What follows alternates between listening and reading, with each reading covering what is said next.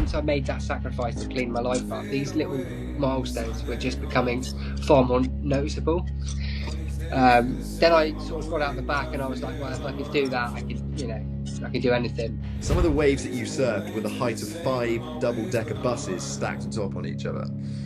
But there's no way I'm not going in. I'd rather die than not go in. So I began to paddle out, and it was sheer determination, willpower, drive, stubbornness. I don't know what it was. I haven't looked back, really. It's been a fun journey. Welcome to the Fall and Rise podcast, a podcast about real people with real setbacks and relentless comebacks. Today, we're joined by the legendary big wave surfer, Rob Fowlie. So, Rob, thank you for coming on. Thank you very much for having me.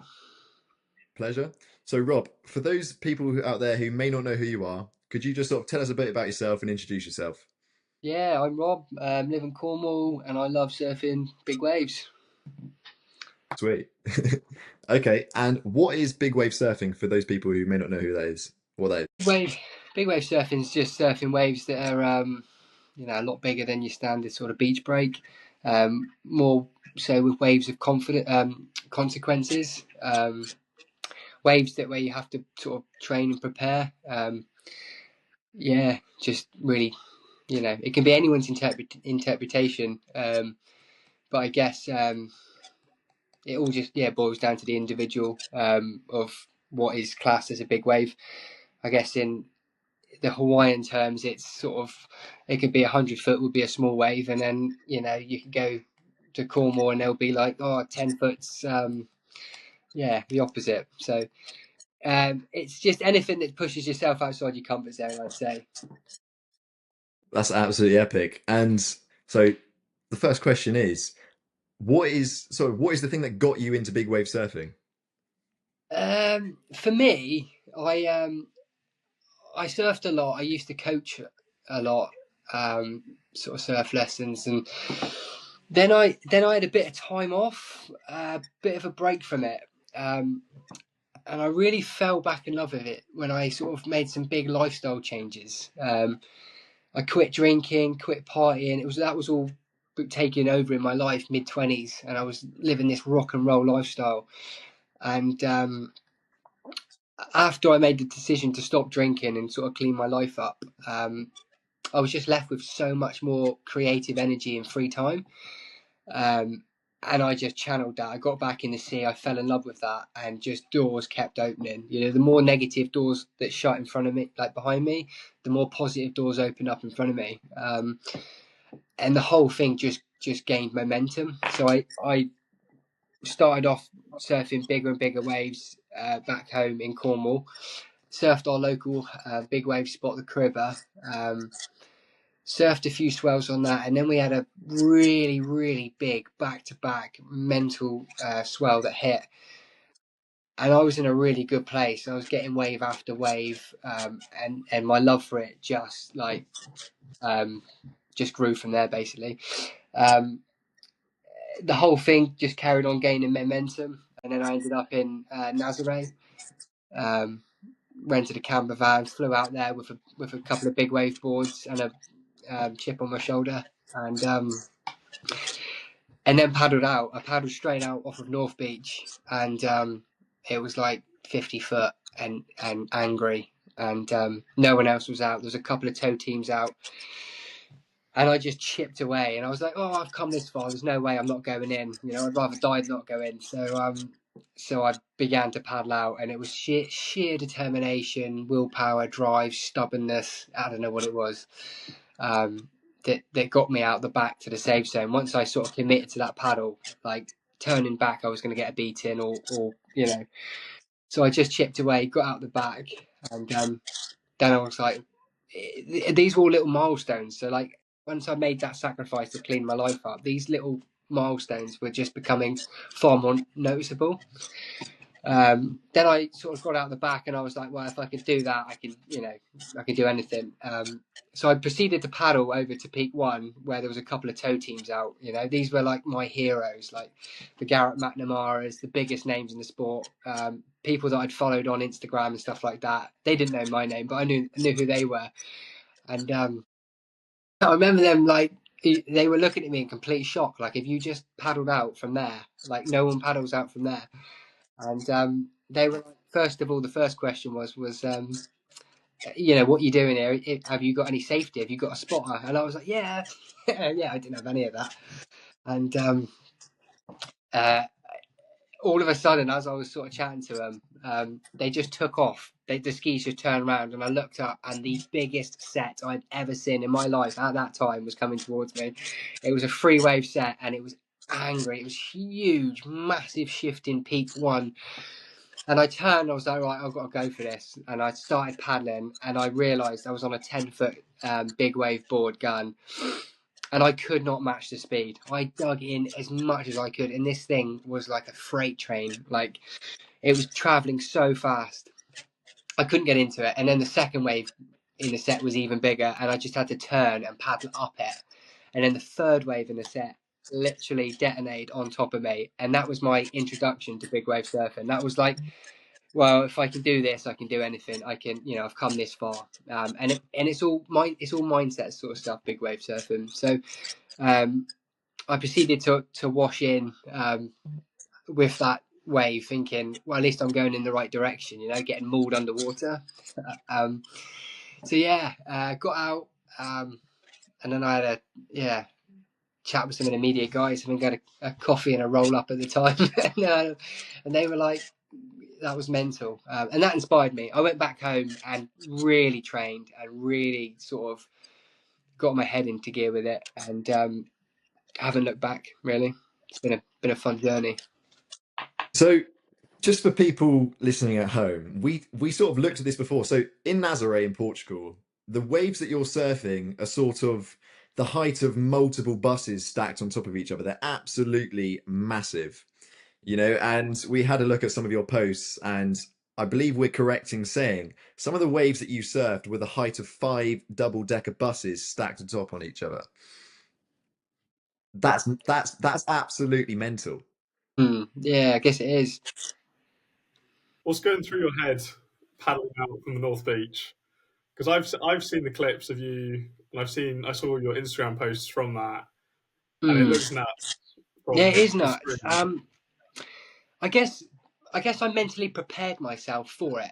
I visualized it, and that's a massive thing of part of my training these days is visualizing stuff and manifesting stuff.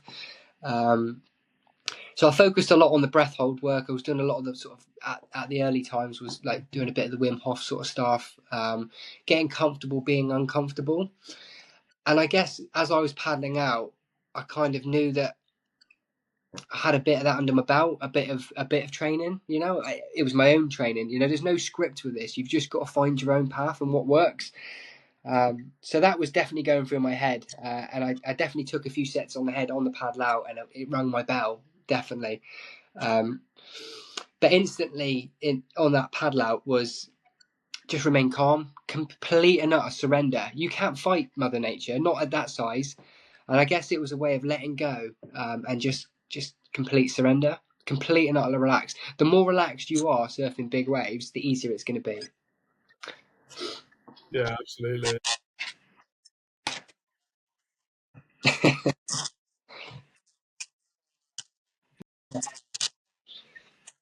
What makes you want to take that step up from, a lot of people out there do surf down at the coast, but nothing quite as big, bold, and dangerous as some of the things you've done. What made you want to take that step up? Personal growth, just my own journey, from going sober 7 years ago, 8 years ago now. Just personal growth. Basically, I'm on this journey. I committed to something, greater than myself. The more training I do, the more limits I can break down. I haven't reached my limit yet. I may do one day and realize, well, this is enough for me. But at the same time, at the minute, I'm enjoying the journey. I'm enjoying the training. I'm enjoying training new lads, new people coming through the ranks. Teaching them all the stuff that the lessons that I've learned. I find it very rewarding. And then from the paddle days, that was so much fun. it was definitely a lot easier to paddle around the South Beach than it is straight out from Praia do Norte. So I definitely quickly learnt that, and yeah, yeah, it's just been a fun journey. I'm just enjoying it. I don't know where it's going to go, but I don't put too much pressure on myself. I'm just trying to enjoy the process and learn as much as I can. Your big wave journey kind of started at the Cribber. Can we talk about like your early days there with you going out on the longboards, constantly getting battered? Talk Yeah, about you going through that. yeah. So the early days was I had no kit and not much understanding of it all. Back then, other than just the bit between my teeth, and so yeah, I started paddling out on big swells on the Caribba, and just being sat out there on my own, basically. Um, it's an incredible place because there's no beach in front of it. It's just sheer cliff that overlooks it. It's really just mysterious. It's really quite eerie, and I guess that feeling of just being out of self and sat out there is just like you're being hunted. And you're waiting for that wave, and you could be sat there for hours, and you could be you can be really sat in your own head, pulling yourself apart about not quite being in the right position, not giving it 100%, pulling back, and it's just being quite smart. Absolutely. Not quite know how to position myself, so I learned a lot of lessons very quickly, and broke a lot of boards and got buried a lot, and then yeah, so then breaking too many longboards, I was like, I need to get some big wave boards made up, and then I did. Got Nigel Simmons to make me a couple of boards up, and a few of the other local shapers, and then it took off. Like the equipment change was just another level. Then I invested in sort of big wave leashes, pin leashes. I was picking up a bit of sponsorship. I was getting a bit of publicity at the local home break by a few local brands at the time: Watershed, CBD, Nuki, Concept Gym. Those guys were really great by chipping in and helping out, and that was definitely helping me out with the equipment, and helped me to get my first sort of flight out to Nazaré with all my kit. And I guess I've just proceeded to do that, basically pick up a little bit of sponsorship here and there to help cover the costs and stuff like that. But I love it. I enjoy it, and it's just an exciting journey. You mentioned when you're out there and you're waiting for the wave, and there's sort of that level of peace, but also almost like a primal hunting. What is it that made you want to take that step, and what makes you want to chase that? Because most people are very comfortable sort of sitting on the sofa, not doing much with their time. Whereas, as you said, you're chasing personal growth. What made you want to chase that? I just guess from growing up, I didn't sort of wasn't brought up on the beach. I didn't have that childhood. I had a different childhood. I grew up inland on a farm, breaking horses in, and as soon as I experienced the first time I ever went surfing, I was in complete awe. Like it reminded me of home. The vast ocean was like the vast moorland that I grew up on, and I was addicted to that. And the fact that there was these huge waves that hunt you, it just captured me. And I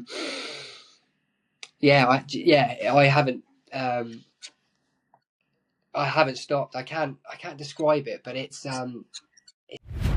Okay, Rob. So you initially started paddling the Cribber. What then caused you to change to start towing it? So I started paddling the Cribber, and then I started paddling Nazaré, and then I got some wise words of advice from Andrew Cotton, who was like, if you want to really, and I was really trying to push the limits. I was trying to world record territory, kind of 50, 60 foot, 70 foot days, trying to paddle it. And what I needed to do was experience that firsthand, and the tow game's another level, because I needed to experience what it was like to actually be in that situation, so I could take away and manifest it and visualize it. And that's what Cotty, he was like, you just need time on the tow rope and you'll gain a way better understanding of how waves that big work. and it was so true. So I guess I learned that out in Nazaré. Really learnt the toe game on small days, and then I brought that back to the cribber then, just to train. Just train there basically with that and pick up as much as I could. So, what is the toe game? Because I know Jonah surfs. Obviously, you're very good at surfing, Rob. I don't surf, and there may be a few people who don't surf. What is the toe game? So the tow game is just towing in. So you're using jet skis to tow you into waves that are too big to paddle into because they're that big and they're traveling that fast. And I mean, the limits, the levels, the boundaries are always there to be broken with the paddle game, and I think that they can be broken, maybe in time. But you have to experience what it's like to, if you want to excel and push yourself that hard, you have to use resources like jet skis to tow into waves. Not because it's easy for me. There's no way because it's easier, but it was just to get a feel of the speed, the power, what kind of waves are like, being held down, the wipeouts. So I can then introduce that into the paddle game, basically. Yeah. And could you describe what it feels like to wipe out on a sort of regular wave versus some of these big waves that you're doing out in Portugal? Yes, I mean, you can surf a small day, say out in Nazaré, and that can take the wind out of you far more than a big one because you're not mentally prepared for it. You kind of become a bit blasé, and I guess surfing small waves is it's just where you're prepared for it. And sometimes you can surf small waves and get caught out and think, "Oh, that was a big hold down," because you're not ready for it.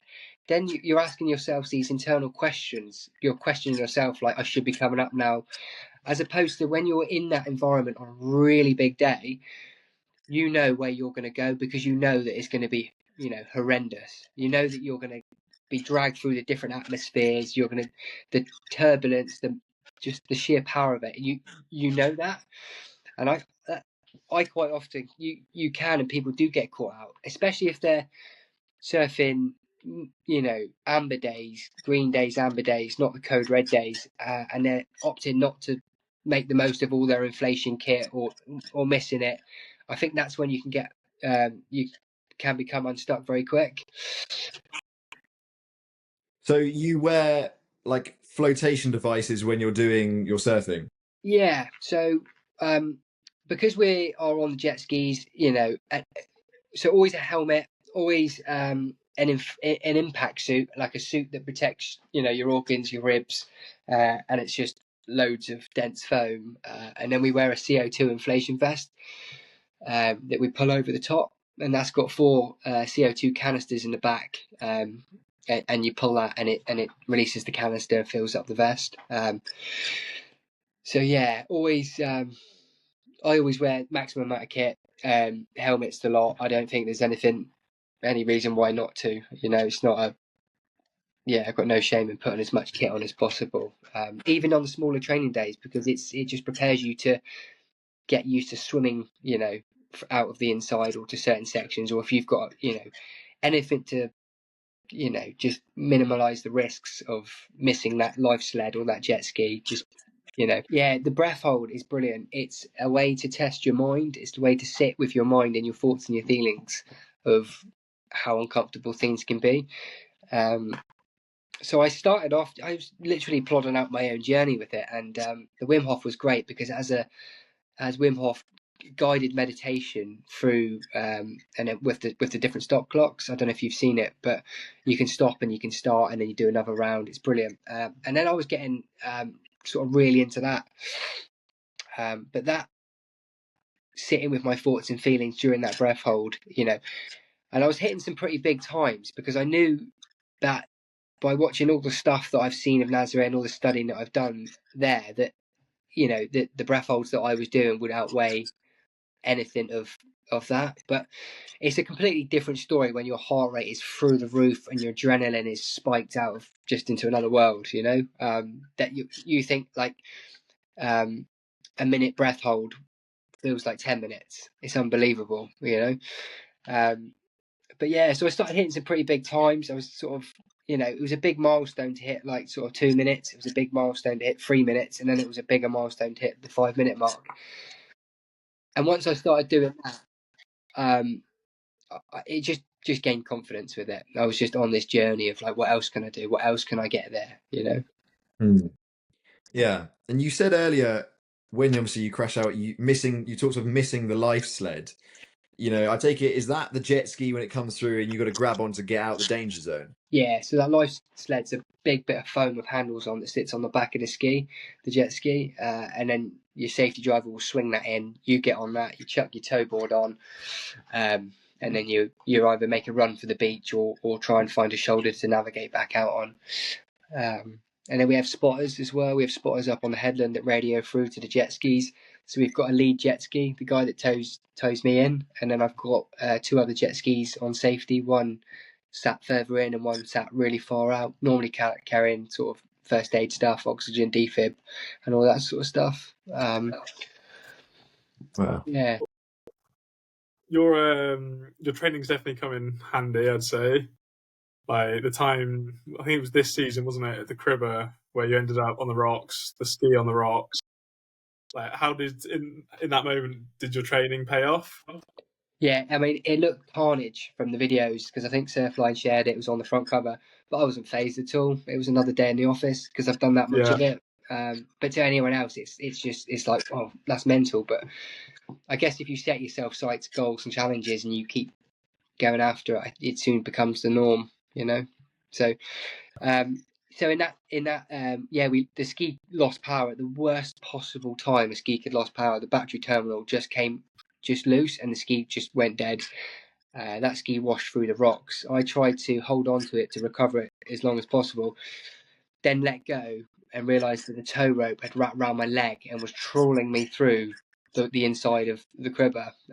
So I didn't have any choice to let go. I was just getting mauled. The only reason I sort of came back up was because the ski hit the rocks and then the rope slacked off and then it came off my leg and I managed to get a breath, come up. But definitely without the training, it could have been a different story. Everyone knew what they were doing. I had the safety skis there. They were already on their way in, prior to it all, as it was all happening. They were there, circled in, and straight out to the safety channel, evacuation points, all the stuff that we do in the off season, just to make sure it's safe. But yeah, it definitely looked pretty carnage from all the footage. Yeah, because those rocks at the bottom of the Cribber aren't the nicest in that front bit, are they? Hideous. Yeah, I remember you telling me a couple of years ago. Yeah, it's definitely worth going and exploring on a sort of small to medium day, and look at the power, the foam, the drive going through there, because swim it on a really, really flat day and just work out your exit points and stuff like that. Yeah, absolutely. So essentially, you were surfing a wave, you went into the rocks, and you just getting bashed about on the rocks. Yeah, so I was actually driving the ski then, and I was towing somebody else in, and he swung a left last minute. He sort of should have gone right and pulled in and committed to it, but he pulled left. The tide was we'd already done a couple of hours out there. The tide was pushing in. We were all getting pretty fatigued, pretty tired. He swung a left, so I had to put the ski, really make up some ground to pick him up. Picked him up fine, took off, made a run for the shoulder, but right as I was making my way for the shoulder, I was hitting some chop on the way out, which was fine, but the battery terminal just bounced off, and then the ski just went just limp, dead, complete nothing. And I looked at the kill cord was in, everything was the way it should have been. I looked round at my mate, and it was just that sorry look of like, hold on mate, we're in for this. So so we just got hit just at a standstill by this monster wall of white water. Held on to it. The ski luckily just flipped then the first time. I literally cat leapt off of him back onto the ski to try and get it going again before the next wave hit. Nothing. Checked everything. Bang, the next wave hit. My mate let go of the ski, and I managed to somehow hold on to it, that had like the last rung of the handle on the life sled. I was gripping on, and it was pulling me along. And as I said, like, I got to the point where I couldn't hold my breath any longer. I was knackered. I let go, and I was like, I'm still attached to this freight train heading towards the rocks. So, yeah. That's where the training comes in, though. Yeah, definitely. The mindset stuff was like, you need to dig a little bit deeper here, Rob. You know, you need to. This is that next level of like, hold on. You know, because panic will kill you. So you've got to prepare yourself to the point where you think your lungs might actually like burst. You know, and you might actually pass out. But all of the sort of training, the Wim Hof sort of stuff, the free diving, all of that sort of stuff is vital. You know, you can really learn by other, you know, pioneers in their disciplines, like the free divers and whatever. And I learn as much as I can from other people pushing their limits and try and enhance it into my journey. And it's definitely saved my life, you know, countless times. Yeah, absolutely. Okay, you got to help me understand here. This sounds extremely dangerous, and you know everyone's different. What makes you, apart, like I said, apart from personal growth, what makes you want to take what you do, surfing, to that level of extreme? I guess to anyone else looking in, it's like that's mental. But for me, it's becoming more and more normal. Yeah. So yeah, it was crazy the first time I conquered, say, a 10-foot wave, a 20-foot wave, a 30-foot wave, a 50-foot wave. It blew my mind, you know. But it's becoming more normal now. And the biggest thing I learned is the more training and preparation you do, the more you can achieve. You know. I do a lot of coaching now, and I love seeing other people push themselves. You know, the milestones that I have reached along the way, and I love giving back what I've learned. I find that very fulfilling and satisfying. Whether I can lend people kit, equipment, advice, knowledge, take them out training, try and make it a bit more of a community thing, try and get other people involved, and they may not want to break world records, but they may want to just be able to swim from A to B, or you know, surf bigger waves, or understand the mindset sort of stuff. So I've done a lot of, I don't know, my own sort of stamp on it, putting on different kind of cross resilience courses and stuff like that. And I love it. I love just seeing, networking with other like minded people and just seeing where this journey can go. And in the minute, it's vast and it's enjoyable. Nice. Can we talk about the Zorba Reef? Because I remember a few years ago you were telling me about it. I think it was 2022, something like that. I remember you talked about like how it literally needs to be perfect. And then this year, wasn't it? You went out and did it. Will you explain to the listeners what that is? Yeah, so you got the Cribber Reef, and then there's another reef, like a home break reef, which breaks on a really, that has to be like 1 in sort of 10 years kind of storm conditions. And I've had my eye on it for years, and the stars were lining up, and I knew that it could potentially be on. And we basically just pulled the trigger and went for it, and it was epic. It was just unreal. Just the whole experience was just amazing. Just launching sort of into the unknown, going somewhere different.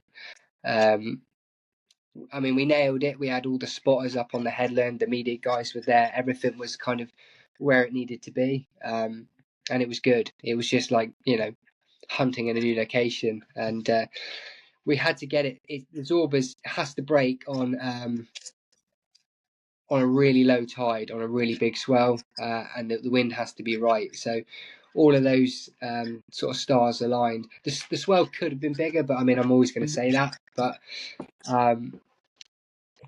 it was good. We waited for like 2 hours, and the sea was almost flat until it just the tide was right, and then all of a sudden these huge waves would just appear out of nowhere. And my mate was there smiling at me, I'm smiling at him, and he's just pulling me in, and the safety guys are just buzzing around, and everyone's screaming and shouting. It was epic. It was unreal. Just to hit it, you know, it was a real mission accomplished sort of feeling, you know. And on the drive home, we did nail a really, really big right-hander on the cribber, and that was almost, the wind had turned on that much. It was almost impossible to see anything. So I got towed in with my eyes shut and just bounced down this face into the oblivion. It was unreal. But Oh wow. yeah. But my mate was there on the shoulder, ready to pick me up, and we just got picked me up straight out the way and back to the harbour. So Yeah, that's epic. So, do you obviously some of the stuff we're talking about here is just it's just mental. Do you feel as if though, in order to be fulfilled, you have to continue to strive for more, bigger and bigger waves, crazier challenges, or like you say, you're now transitioning to helping others and inspiring and helping others grow. What is it that now you feel moving forward is going to help you feel fulfilled within what you do? yeah, I love it. I love the coaching. I really enjoying that. And maybe if I could like introduce it into youth schemes and stuff like that, sort of surf life saving, but sort of aim towards you know pushing people in a safe way to surf bigger waves, especially youngsters, I would find that very fulfilling. But I think at this stage in my life, I still feel like I have, feel like I have a bit left in the tank.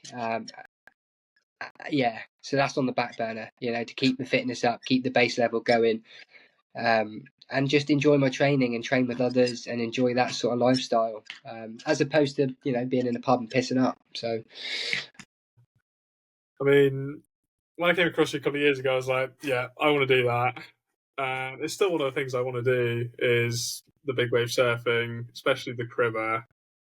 And I was starting to get the ball moving, and then I had my heart surgeries.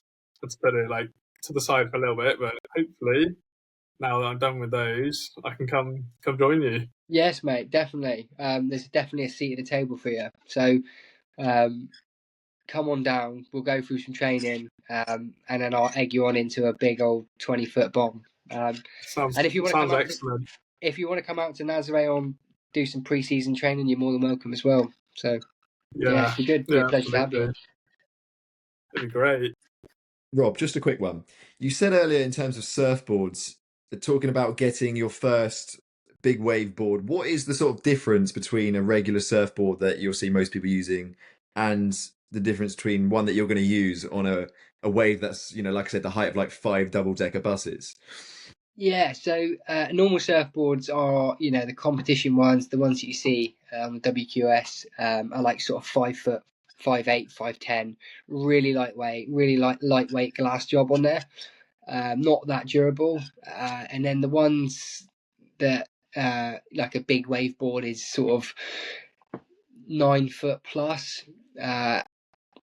Nazare boards are sort of 10 foot and even 11 foot. So I've had some really big boards made, sort of 11 foot, 5 inches thick, which are almost impossible to surf, but possible to catch the wave with. So it's all up in the air. It's all stuff that's still to be designed and yet to, it's not a finished product yet.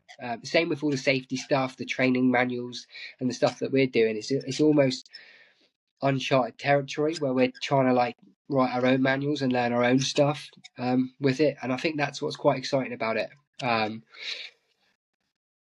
So you a little board, you wouldn't get enough speed on it, not enough volume to get into any big waves. Whereas a big board, you can generate a lot more speed, a lot more sprint power to match the speed of the wave. And then you've got to get the other dimensions right as well, like enough rocker in the nose so you don't nosedive. And this is stuff that we've all learned by like airdropping into like monsters and just not making it and just eating it.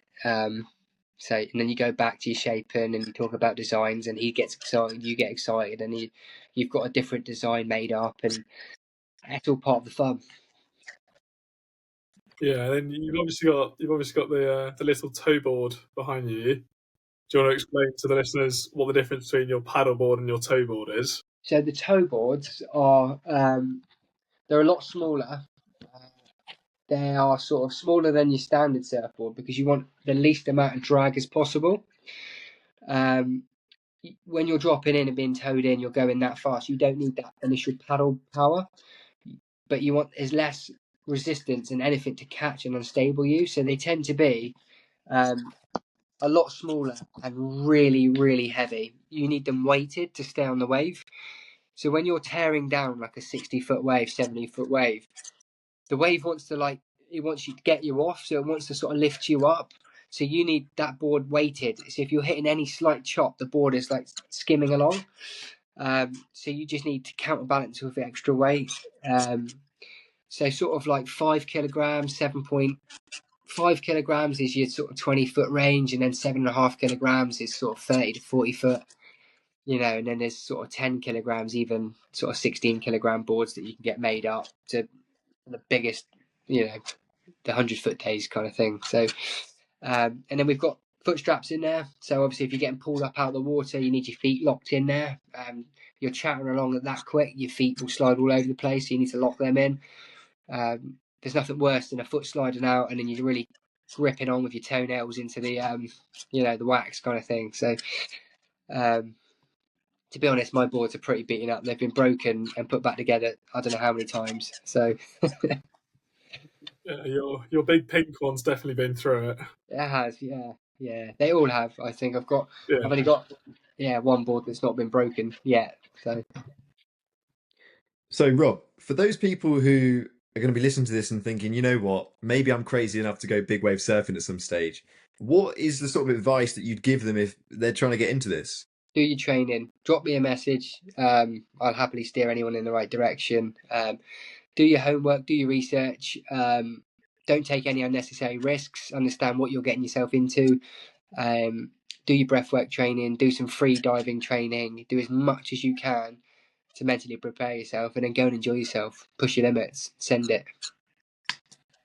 Love it. Absolutely love it. Wow. That's cool.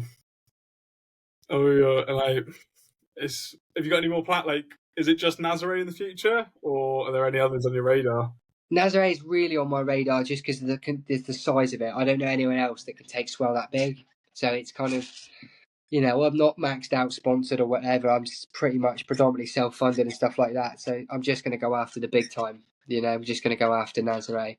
If, I do sign some big old deals in the future, I'd love to, go over and tow Chopu and Shipstone's Bluff and all the other ones. But, it's quite easy to nip across Europe from England with a crew of well-trained, mates, band of brothers, and go and chase big Atlantic storms.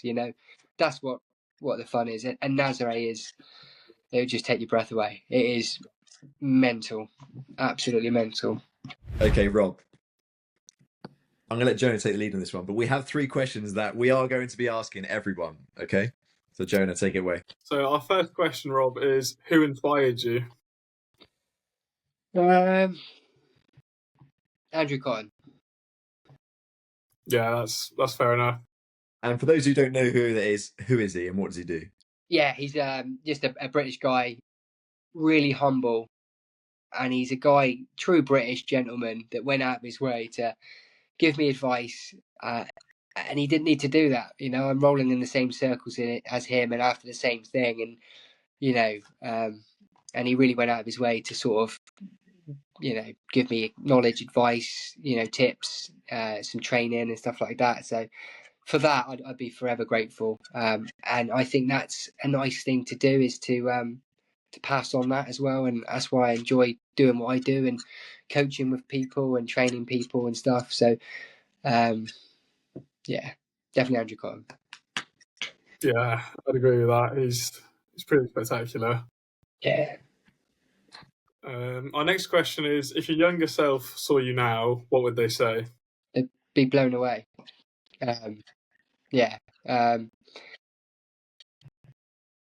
never thought I could quit drinking and quit all of that. I used to play a lot of rugby and was well into that lifestyle, and that was literally what I thought was a part of me. But if you put your mind to it, you can achieve anything, and I'm a big believer.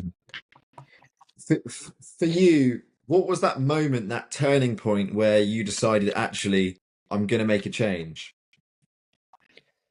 That would have been a rock bottom, definitely. A place where a dark place where I was, a dark place, losing my mum and all that sort of stuff. And the only crutch I had was, you know, being in the pub and surrounding myself with other rugby players and tradesmen and living that unhealthy lifestyle, and that was what is socially acceptable. But, you know, as I say, you can achieve anything you want in life if you put your mind to it.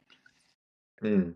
And so when you are surfing, obviously what you do is extreme and it's absolutely amazing and very inspirational. Do you think that taking it to that extreme takes you back to a dark place where you can utilize that for something good? Yeah, definitely. But during the hold downs and the hard times, I have a happy place where I go to, you know, and I'll be sat on the sofa with a dog and just watching Netflix with the fire roaring away. That's where I go to when I'm screaming out, and I carry that in life, you know. I'm not a big public speaker, and I find that more terrifying than a hold down on the inside of Nazaré on a 100-foot day. But life's all about putting yourself in uncomfortable situations. So that's why I'm so keen to jump on this with you boys and do this sort of stuff. You know, it's you only live once. So yeah, crack on, send it. Okay. And the third and final question is, have you got a message for the listeners? there we go. Yeah, just go after it. You know, you can do anything you want to do in life if you believe in yourself. Visualize it, manifest it, make it happen. Go and do it. Job done. Absolutely. Thank you so much for coming on. It's been an absolute pleasure. Thanks for having me. Yeah, It's been good. Enjoyed it. Thank you very much. I'll see you boys out of Cribber, Nazaré. Yeah, soon. I'll drop you a line. Drop me a If line. I can drive the jet ski, I am there. Definitely. I don't know about the surfing though. We'll get a banana boat and I can tell you all in on that. Sweet. Yeah. Cool. Yeah, Thank you very much. Nice Thank you one. very much. Cheers, boys.